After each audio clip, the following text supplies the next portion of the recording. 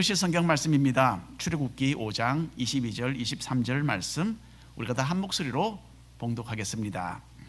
모세가 여호와께 돌아와서 아뢰되 주여 어찌하여 이 백성이 학대를 당하게 하셨나이까? 어찌하여 나를 보내셨나이까? 내가 바로에게 들어가서 주의 이름으로 말한 후로부터 그가 이 백성을 더 학대하며 주께서도 주의 백성을 구원하지 아니하시나이다. 오늘 믿음의 시련이라는 제목으로 잠시 함께 하나님의 말씀 생각해 보기를 원합니다. 2년 전에 마우이에서 큰 화재가 발생했었죠. 집과 빌딩 2200채가 불에 타서 완전히 재로 변했습니다. 그 외에도 집 한 3000채가 부분적으로 손상을 입었어요. 인명피해도 아주 컸습니다. 102명이 죽는 아주 충격적인 그런 자연재해였습니다. 불에 타서 남은 라하이나 도시는 여전히 지금도 상당 부분 폐허로 남아 있습니다. 지난 2년 동안 불과 집 10채가 다시 지어졌다고 하네요. 지금은 조금 더 가속도가 붙어서 230채 정도가 현재 공사 중이라고 합니다. 이 화재 직후에 우리 교회는 마우이 도우기라는 제목으로 바자회를 열었었죠. 많은 성도님들이 참여했고요. 그리고 우리 마누아 동네 이웃들도 너무나 참 흐뭇해하고 다 참여를 해주셨습니다. 우리 교회는 바자회로 모은 12,000불을 마우이 구호를 위해서 사마리탄 펄스라는 기독교 단체에 전달을 했습니다. 사마리탄 펄스는 구호 물자를 비행기에 가득 실어서 마우이 사람들을 위해서 보급을 해주었습니다. 그리고 화재로 인해서 큰 어려움을 겪는 주민들을 위로해주고 그들을 도와서 정리하고 청소하는 그 작업을 함께 했습니다. 사마리탄 펄스 봉사자들이 어떤 사람의 불탄 집을 함께 치우면서 있었던 일에 대한 보고서를 제가 읽어보았습니다. 그 집은 완전히 불에 타서 남은 것이라고는 아무것도 없었어요. 그런데 대대로 물려 내려오던 도자기들이 손상되지 않은 채 그 잿더미 속에서 그대로 발견된 것입니다. 집은 잃어버렸지만은 그 가족은 그 도자기들을 되찾은 것에 크나큰 위로와 힘을 얻었다고 합니다. 집은 불에 타서 없어졌는데 그 집에 있던 도자기들은 멀쩡하게 남아있었던 것에는 이유가 있었어요. 여러분, 그 도자기들은 마우이 화재 이전에 이미 한 번 불을 통과했기 때문입니다. 불구덩이 속에서 만들어졌던 이 도자기들은 견고해서 다시 불을 만나도 거뜬하게 이겨낼 수 있었던 것입니다. 여러분, 불과 같은 시련이 우리에게 다가옵니다. 때로는 참 견디기 어렵습니다. 하지만 하나님의 은혜로 우리는 이런 믿음의 시련들을 성공적으로 통과해낼 수 있습니다. 그리고 우리는 이전보다 더 순수하고 견고한 믿음의 소유자들이 되어서 그 결과로 더 큰 일들을 감당하는 성숙한 사람들이 되는 것입니다. 1번 함께 읽겠습니다. 상황으로 인한 시련. 여러 가지 문제와 전혀 실험할 일이 없는 사람들은 어디에 있겠습니까? 다 공동묘지에 있을 것이다. 그렇게 누군가가 이야기를 했습니다. 살아있는 사람이라면요, 누구나 다 갖가지 문제를 만나게 되고 이런 문제에 대한 해결책을 찾아가면서 생활하기 마련이라는 뜻입니다. 모세도 민족을 해방시키는 크나큰 과업을 앞두고서 어려운 상황들을 만나게 되었고 이것은 모세에게는 크나큰 믿음의 시련으로 연결되었던 것입니다. 모세는 애굽으로 돌아와서 이스라엘 민족의 장로들을 만나게 되었죠. 그리고 모세는 노예로서 비참한 생활을 하고 있는 이스라엘 백성들을 해방시키겠다는 하나님의 뜻을 그들에게 전달했습니다. 모세는 하나님이 주신 능력으로 그들 앞에서 크나큰 기적을 또 행했죠. 그리고 하나님이 세우신 지도자로서 자신의 역할을 확인해서 그들 앞에 보여주었습니다. 이제 모세는 큰 기대를 가지고 애굽 나라의 왕 바로를 찾아갑니다. 이스라엘의 지도자로서 자기가 하나님의 명령을 전하면 바로는 어쩔 수 없이 허락할 수밖에 없을 것이다. 그렇게 모세가 생각을 했습니다. 하지만 모세의 기대와는 달리 참 실망스럽고 암담한 상황이 모세를 기다리고 있었어요. 바로 왕과의 첫 대면은 모세에게 크나큰 좌절감을 안겨다 주었고 모세는 이 믿음의 시련을 극복해 나아가야만 했던 것입니다. 자, 이제 우리가 출애굽기 5장 1절 2절 함께 한 목소리를 읽겠습니다. 그 후에 모세와 아론이 바로에게 가서 이르되 이스라엘의 하나님 여호와께서 이렇게 말씀하시기를 내 백성을 보내라. 그러면 그들이 광야에서 내 앞에 절기를 지킬 것이니라 하셨나이다. 바로가 이르되 여호와가 누구이기에 내가 그의 목소리를 듣고 이스라엘을 보내겠느냐. 나는 여호와를 알지 못하니 이스라엘을 보내지 아니하리라. 모세는 하나님이 가서 전하라는 그 말씀을 그대로 바로 왕에게 전달했습니다. 광야에서 하나님을 예배하도록 이스라엘 백성을 노예의 생활에서 풀어주라라는 이 하나님의 명령을 참으로 담대한 마음으로 바로에게 전달을 했죠. 그런데 이 말을 듣고 바로 왕은 전혀 머리를 숙이지 않았습니다. 오히려 어처구니가 없다는 듯이 대답을 했죠. 너희의 하나님이라고 하는 여호와가 누구냐? 나는 그를 알지도 못한다. 내가 알 필요도 없는 신이 나에게 하는 말을 내가 왜 듣겠느냐? 그렇게 바로가 모세에게 답변을 했습니다. 자, 여기서 바로 왕은 비꼬는 말투로 모세에게 대답을 한 것이에요. 이스라엘 민족을 보호하고 위한다는 여호와는 정말 우스운 존재가 아니냐, 그런 뜻이죠. 바로는 이스라엘 민족의 생사가 오로지 자기 손에 달려있다라고 생각을 했습니다. 그래서 지금까지 이 민족을 구해내지 않은 여호와 신은 참으로 무력한 신임에 틀림없다, 그렇게 여겼던 것입니다. 자, 바로 왕의 이 기세당당한 태도에 모세가 많이 위축되었을 것입니다. 그래서 이제 모세와 아론은 이전보다는 상당히 누그러진 그런 어조로 이스라엘 백성을 가도록 좀 허락해 달라고 바로 왕에게 당부를 합니다. 3절 말씀 이제 함께 읽겠습니다. 그들이 이르되 히브리인의 하나님이 우리에게 나타나셨은즉 우리가 광야로 사흘 길쯤 가서 우리 하나님 여호와께 제사를 드리려 하오니 가도록 허락하소서. 여호와께서 전염병이나 칼로 우리를 치실까 두려워하나이다. 가지 않으면 큰일 날 수 있습니다. 우리를 좀 가도록 해 주십시오, 당부하는 거죠. 우리가 하나님의 명령대로 하지 않으면 하나님께서 우리를 벌하실 것이고, 그러면 우리는 물론이고 바로 왕 당신에게도 크나큰 손해가 있을 것입니다. 그런 말이었죠. 하지만 여러분, 그 당시에 최강대국이었던 애굽을 다스리던 바로 왕이 이런 설득이 먹히겠습니까? 이런 연약한 말이 전혀 먹혀 들어갈 리가 없었던 것입니다. 자, 6절부터 계속 읽겠습니다. 바로가 그날에 백성의 감독들과 기록원들에게 명령하여 이르되 너희는 백성에게 다시는 벽돌에 쓸 짚을 점과 같이 주지 말고 그들이 가서 스스로 짚을 줍게 하라. 또 그들이 전에 만든 벽돌 수요대로 그들에게 만들게 하고 감하지 말라. 그들이 게으름으로 소리질러 이르기를 우리가 가서 우리 하나님께 제사를 드리자 하나니 그 사람들의 노동을 무겁게 함으로 수고롭게 하여 그들로 거짓말을 듣지 않게 하라. 바로는 이 말이 하나님께로부터 나왔다는 것을 받아들이지 않고 있죠. 이것이 다 게을러 빠진 이스라엘 백성들의 거짓말이다, 그렇게 이야기하고 있습니다. 자, 그래서 이런 상황을 두고 우리 한국 속담이 있지 않습니까? 혹 때려다가 혹을 붙인 격이다 라고 이야기하죠. 모세는 이스라엘 백성을 해방시키기 위해서 하나님께서 시키는 대로 바로에게 하나님의 말씀을 전달했습니다. 그런데 바로 왕은 백성을 놓아 주기는커녕 오히려 더 가혹하게 노동을 시키라는 명령을 내리게 됩니다. 그래서 모세가 기대하고 원했던 것과는 정반대로 상황이 더욱더 악화되고 말았습니다.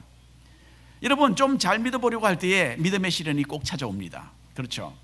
좀 더 하나님을 의지하며 신앙적으로 살아가려고 할 때에 낙심되는 일을 만나게 됩니다. 생각지도 않았던 병에 걸릴 수도 있고 직장을 잃을 수도 있고 생활의 여러 가지 어려움을 겪을 수가 있는 것입니다. 자, 이런 시련의 시간을 지나가는 것은 결코 즐겁지가 않습니다.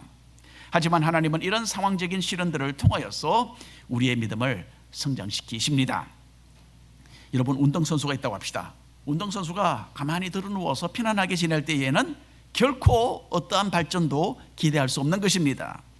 이전에 영국 프로 축구팀 감독이 인터뷰에서 하는 말을 제가 들었는데 그게 제 기억에 남습니다. 아직도. 운동선수가, 축구선수가 일주일 동안 훈련을 쉬면 어떻게 되느냐? 절대로 경기에서 제대로 뛸 수 없다, 그렇게 이야기하더군요. 저들 생각에는 훌륭한 사람들인데 좀 일주일 쉬어도 아주 쉽게 뛰지 않을까, 그렇게 생각하는데 절대로 그렇지 않다고 합니다. 어렵고 싫기도 하겠지만 운동선수들은 매일 훈련하고 많은 시간을 들여서 자기가 견디기 힘들 정도로 몸을 단련시켜야만 시합에 투입되었을 때에 승리할 수 있는 것입니다. 우리 신앙인들도 마찬가지예요. 우리가 감당하기 어려운 상황들을 통과하면서 우리는 하나님 의지하는 법을 터득하게 됩니다. 영적으로 성장하는 것에는 지름길이 없어요. 상황을 통해서 찾아오는 믿음의 시련들을 이겨나가는 것은 주님의 발자취를 따라가는 우리 제자들이 통과해야 하는 필수 과정인 것입니다. 어쩌면 우리 가운데 지금 이런 힘든 상황을 지나가고 있는 분들이 있을지도 모르겠습니다.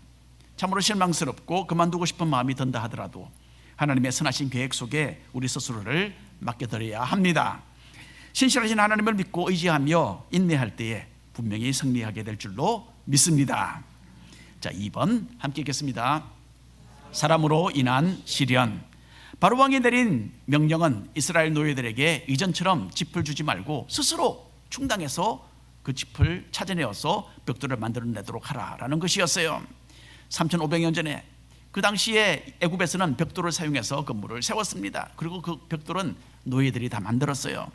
벽돌을 만들기 위해서는 노예들은 진흙과 짚을 섞어서 네모난 모양을 만들었어요. 그리고는 햇빛 아래 말리는 방법을 사용했습니다.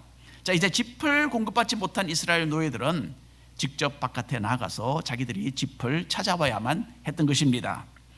하지만 종전처럼 똑같은 분량의 벽돌을 만들어내야만 했습니다. 여러분, 이것은 도무지 불가능한 일이었어요. 그 때문에 이스라엘 민족의 책임자들은 애굽 상관들에게 매를 맞게 됩니다. 벽돌 분량이 모자란다라는 이유였어요. 그래서 너무나 억울한 나머지 이스라엘 책임자들은 애굽 왕 바로에게 가서 하소연을 합니다. 자, 16절 이하 함께 읽겠습니다. 당신의 종들에게 짚을 주지 아니하고 그들이 우리에게 벽돌을 만들라 하나이다. 당신의 종들이 매를 맞사오니 이는 당신의 백성의 죄니이다. 바로가 이르되 너희가 게으르다. 그러므로 너희가 이르기를 우리가 가서 여호와께 제사를 드리자 하는도다. 이제 가서 일하라. 짚은 너희에게 주지 않을지라도 벽돌은 너희가 수량대로 바칠지니라. 아주 큰 문제가 생겼죠. 이스라엘 책임자들은 이 모든 고통과 이 모든 문제가 모세 때문이다 라는 결론을 내리게 됩니다. 모세가 백성을 해방시킨다고 바로 왕에게 가서 하나님께 제사 드리겠다라는 그 말을 했기 때문에 이런 답답하고 고통스러운 상황이 벌어졌다라는 그런 결론을 내리게 되었죠. 그래서 이스라엘 일꾼들 아주 분통한 마음으로 모세를 아주 신랄하게 비난하게 됩니다. 20절 21절 말씀 읽겠습니다. 그들이 바로를 떠나 나올 때에 모세와 아론이 길에 서 있는 것을 보고 그들에게 이르되 너희가 우리를 바로의 눈과 그의 신하의 눈에 미운 곳이 되게 하고 그들의 손에 칼을 주어 우리를 죽이게 하는도다. 여호와는 너희를 살피시고 판단하시기를 원하노라. 다 너희 잘못이라는 거죠. 우리가 죽게 된 것은 너희들 때문이다. 자, 이 사람들은 자기들이 받는 이 고난의 원인이 모세라고 생각했기 때문에 하나님께서 모세에게 벌을 내리셔야 한다, 그렇게 말하고 있습니다. 모세는 사실 아무런 잘못이 없었죠. 자기는 이건 자기가 원하던 일도 아닙니다. 하나님이 부르셔서 할 수 없이 이 소명자의 길을 걷게 되었어요. 하나님이 시키셔서 어쩔 수 없이 이스라엘 백성의 주도자가 되어서 바로 왕 앞에 섰던 것입니다. 그리고 하나님께서 전하라고 하신 말씀 그대로 바로에게 전달한 것 뿐이었어요. 그런데 이것으로 인해서 상황적인 시련이 일어났고 또 이제는 사람들로부터 공격까지 받게 된 것입니다. 모세는 자기가 구해내어서 해방시키려고 하는 사람들이 오히려 자기를 원수로 생각하게 되는 정말 이 답답하고 고통스럽고 암담한 처지에 놓이게 된 것입니다. 뿐만 아니라 모세는 이 사람들로부터 자기가 하나님께 천벌을 받을 사람이라는 엄청난 이 저주의 말을 들어야만 했던 것입니다. 얼마나 억울하겠습니까? 교회에서 신앙생활을 하다 보면요, 가장 가까운 믿음의 식구들을 통해서 이런 믿음의 시련이 찾아오기도 합니다. 이런 일 경험해 보셨죠, 여러분? 그렇죠? 이처럼 참 힘들고 고통스러운 일도 없는 것 같습니다. 가까운 사람들에게 오해를 받고 그리고 답답하고 그 억울한 마음을 해명할 기회조차도 얻지 못할 때에 이 모든 것은 우리에게 크나큰 믿음의 시련이 되는 것입니다. 사람들과의 관계가 때로는 이렇게 실망스러울 수도 있어요. 그래서 믿었던 사람에게서 상처를 받는 경우가 종종 있습니다. 하지만 이런 시련의 시간들도 이기고 견뎌내야만 합니다. 주위 사람들로 인해서 어려움을 겪을 때에 하나님은 그것으로 우리의 신앙을 계속해서 성장시켜 나가시는 그런 도구로 사용하시는 것입니다. 여러분, 우리 가운데 아마 골프 치는 분들 계시겠죠? 골프공이 처음부터 표면이 그렇게 옴푹옴푹하게 만들어진 것이 아니었다고 합니다. 그런데 지금부터 약 한 130년 전에 누군가가 좀 상처난, 좀 불완전한 그런 공을 탁 쳐보니까 이게 이 맨질맨질한 것보다 훨씬 더 멀리 날아간다라는 것을 발견했어요. 그 후 얼마 되지 않아서 지금과 같이 곰보 자국이 난 모양의 그런 골프공이 사용되면서 선수들은 공을 더 멀리 또 더 정확하게 칠 수 있게 되었다고 합니다. 그래서 여러분, 매끄럽기만 한 공은 멀리 날아가지 않습니다. 마찬가지입니다. 험한 상처를 입고 견디는 신앙인일수록 주님을 위해서 더 멀리 갈 수 있고 더 귀하게 사용될 수 있다는 것을 믿으시기를 바랍니다. 3번입니다. 함께 읽겠습니다. 말씀에서 얻는 확신. 하나님의 말씀을 순종했는데도 상황이 악화되었고 또 사람들에게서 욕을 얻어먹는 믿음의 시련이 모세에게 닥쳤습니다. 모세는 이런 시련을 견디기 어려워했어요. 아직도 모세는 하나님 앞에 더 성숙해질 필요가 있었던 지도자였습니다. 자, 그때 모세는 자신의 그 답답한 마음을 하나님께 표현을 하는데, 오늘 읽은 본문의 말씀 다시 한번 읽겠습니다. 모세가 여호와께 돌아와서 아뢰되 주여 어찌하여 이 백성이 학대를 당하게 하셨나이까? 어찌하여 나를 보내셨나이까? 내가 바로에게 들어가서 주의 이름으로 말한 후로부터 그가 이 백성을 더 학대하며 주께서도 주의 백성을 구원하지 아니하시나이다. 이제 모세의 심적인 고통은 극에 달하게 되었습니다. 하나님이 시키시는 대로 했는데 이스라엘 민족은 형편이 나아지는 것이 아니라 오히려 더 많은 어려움 가운데 빠지고 말았습니다. 그런데도 보니까 하나님은 백성들을 해방시키시려는 어떤 움직임을 보이지도 않는 것 같습니다. 그래서 모세는 이렇게 하실 것이면 하나님 왜 나를 보내셨나요? 하나님께 질문을 합니다. 또 모세는 하나님께서 당장 왜 개입해 주셔서 일을 척척 해결해 주지 않으시는지 도무지 납득이 가지 않았습니다. 신앙인으로서 크나큰 어려움을 겪어본 사람이라면 모세의 말에 상당 부분 공감할 수 있을 것입니다. 모세가 우리와 좀 비슷한 면이 있었구나라는 것, 우리에게 크나큰 위로가 되는 것이 사실입니다. 자, 여기서 우리는 하나님께서 우리의 생각과 우리의 기대와는 달리 일하신다라는 것을 알게 됩니다. 하나님은 자신의 깊으신 뜻 가운데서 모든 것을 계획하시고 또 그 계획을 자신의 방법대로 하나씩 성취해 나가시는 것입니다. 우리 인간은 너무나 우둔해서 이런 하나님의 깊으신 뜻을 헤아리지 못할 뿐입니다. 사실 하나님께서는요, 처음부터 호렙산에서 모세에게 바로 왕이 어떻게 반응할 것인지를 미리 알려주신 바가 있습니다. 출애굽기 3장 19절 우리가 읽어보겠습니다. 내가 아노니 강한 손으로 치기 전에는 애굽 왕이 너희가 가도록 허락하지 아니하다가 내가 내 손을 들어 애굽 중에 여러 가지 이적으로 그 나라를 친 후에야 그가 너희를 보내리라. 우리 인간 참 미련합니다. 하나님께서 이렇게 미리 말씀해 주셔도 그것을 제대로 이해하지 못하고 마음에 간직하지도 못하고 있습니다. 우리는 하나님의 말씀을 참 많이 듣기는 하죠, 그렇죠? 최소한 매주일마다 한 번 또는 더 자주 우리가 하나님의 말씀을 대하지만은 그 말씀을 소화시키고 그 말씀을 나의 것으로 삼는 것에는 느리고 또 나의 삶 속에 그 말씀을 또 적용하는 것은 말할 수 없이 우리가 더 미숙합니다. 그리고 때로는 이런 것이 우리가 생활 속에서 믿음의 시련을 겪는 원인이 되기도 합니다. 만일에 모세가 하나님께서 미리 알려주셨던 이 말씀을 마음에 새겼더라면 상황으로부터 오는 시련 또 사람으로부터 오는 그 시련에 그리 놀라지 않았을 것입니다. 이제 하나님은 시련으로 인해서 또다시 마음이 흔들리고 있는 모세에게 자신의 말씀으로 확신을 불어넣어 주십니다. 출애굽기 6장으로 넘어가서 6절부터 8절까지 우리가 함께 읽겠습니다. 그러므로 이스라엘 자손에게 말하기를 나는 여호와라. 내가 애굽 사람의 무거운 짐 밑에서 너희를 빼내며 그들의 노역에서 너희를 건지며 편팔과 여러 큰 심판들로서 너희를 속량하여 너희를 내 백성으로 삼고 나는 너희의 하나님이 되리니 나는 애굽 사람의 무거운 짐 밑에서 너희를 빼낸 너희의 하나님 여호와인 줄 너희가 알지라. 내가 아브라함과 이삭과 야곱에게 주기로 맹세한 땅으로 너희를 인도하고 그 땅을 너희에게 주어 기업을 삼게 하리라.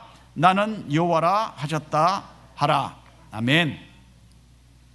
하나님께서 말씀으로 모세의 마음을 다시 한번 확인시켜 주십니다. 비록 현재 상황은 이전보다 더 악화되었지만 하나님은 모세에게 나를 계속 믿어야 한다라고 말씀하고 계십니다. 하나님은 자신의 신실하신 분으로서 약속을 지키시고 이스라엘 백성을 구해내셔서 분명히 축복의 땅으로 인도하시는 분이라는 것을 사람들에게 알려라, 그렇게 모세에게 명령하십니다. 여러분, 믿음의 시련을 이겨내는 방법은 말씀 속에 나타나 있는 하나님의 그 신실하신 성품을 우리의 마음으로 붙잡는 것입니다. 하나님은 자신의 선하신 뜻을 이루시는 분이십니다. 그리고 그 일을 자신의 기쁘신 지혜로서 가장 적합한 시간과 방법에 따라 성취하시는 것입니다. 그래서 현재 전개되고 있는 상황을 보고 낙심하는 것이 아니라 하나님께서 앞으로 하실 일을 바라보면서 이런 모든 시련들을 견디며 승리하시는 여러분들 되시기를 바랍니다. 오늘 결론의 말씀을 우리 함께 나누기를 원합니다. 신앙으로 성장하기를 원하고 하나님을 위해서 더 크게 쓰임받기를 원하는 사람들이 자주 경험하는 것이 있는데, 이것이 바로 믿음의 시련입니다. 우리가 쉽게 감당하지 못하는 상황에서 오는 그런 믿음의 시련도 있고요, 또 가까운 사람들로부터 받는 믿음의 시련들도 있습니다. 이런 시련들은 우리에게 반갑지 않은 시간들입니다. 하지만 하나님의 말씀 가운데 확신을 가지고서 이런 시련들을 통과해낼 때에 우리는 더 성숙한 믿음의 소유자들이 될 수 있는 것입니다. 오스월드 체인버스가 이렇게 말을 했습니다. 시련의 용광로를 통과한 자들은 수백 명의 다른 사람들에게 힘이 되어 줄 것이다 라고 했습니다. 모세도 이런 시련의 과정들을 통과하면서 수백만의 이스라엘 백성을 이끄는 유능한 지도자가 되었습니다. 그래서 여러분, 만일 지금 어떤 불같은 시련을 겪고 있다면 이런 용광로를 통하여서 우리를 더 성숙한 사람들로 만들어 가시는 하나님을 우리는 바라보아야 하는 것입니다. 신실하신 하나님께서는 자신의 선하시고 인자하신 손길로서 우리를 녹이시고 우리를 만지시고 다듬으시면서 아름답고 견고한 그릇들로 만들어가고 계십니다. 그 사실을 아는 가운데서 우리 앞에 찾아오는 모든 믿음의 시련들을 힘차게 극복해 나가시는 우리 믿음의 식구들이 다 되시기를 축원합니다. 기도하겠습니다.